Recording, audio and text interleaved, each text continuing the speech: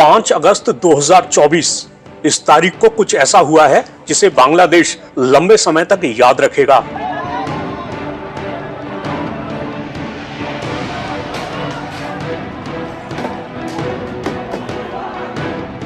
ये वही तारीख है जब भारी प्रोटेस्ट के आगे शेख हसीना की ताकत कम पड़ गई।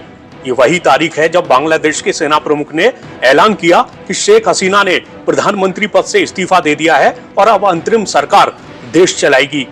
भारी उथल पुथल के बीच 5 अगस्त को ही खबर आई कि शेख हसीना सुरक्षित जगह जाने के लिए निकल गईं। उधर शेख हसीना के आवास पर जमकर बवाल देखने को मिला। वहां प्रदर्शनकारियों ने धावा बोल दिया। खबरें आई कि प्रदर्शनकारियों ने वहां से सामान लूटा और हसीना के सत्ता से हटने का जश्न मनाया।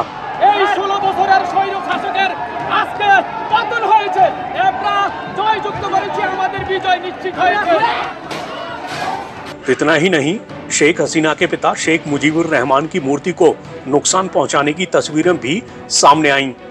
तो सवाल यह है कि बांग्लादेश में शेख हसीना के खिलाफ इतना गुस्सा कैसे फूट पड़ा।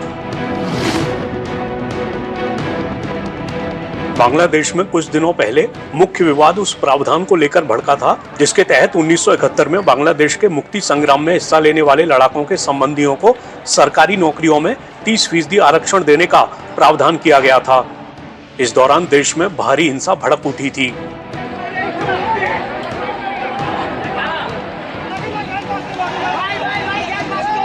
न्यूज एजेंसी एपी के मुताबिक इसके बाद सुप्रीम कोर्ट ने फैसला सुनाया कि युद्ध नायकों से जुड़ा कोटा घटाकर 5% किया जाना चाहिए और 93% नौकरियां मेरिट के आधार पर आवंटित की जानी चाहिए।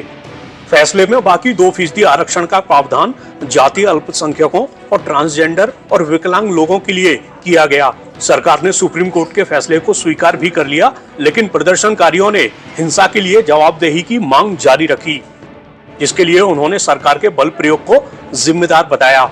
एपी के मुताबिक हसीना ने 3 अगस्त को छात्र नेताओं के साथ बातचीत का प्रस्ताव भी रखा था, लेकिन एक कोऑर्डिनेटर ने इससे इनकार कर दिया और हसीना के इस्तीफे की मांग की।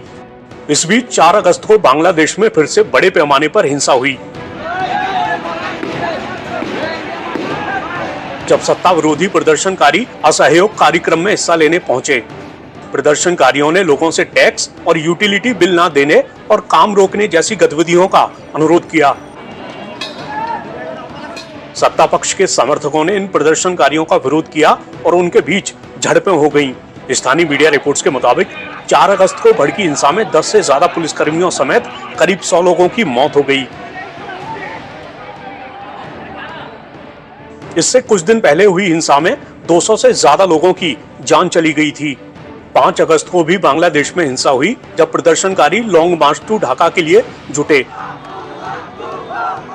इस दौरान भी लोगों की जान जाने की खबरें सामने आईं।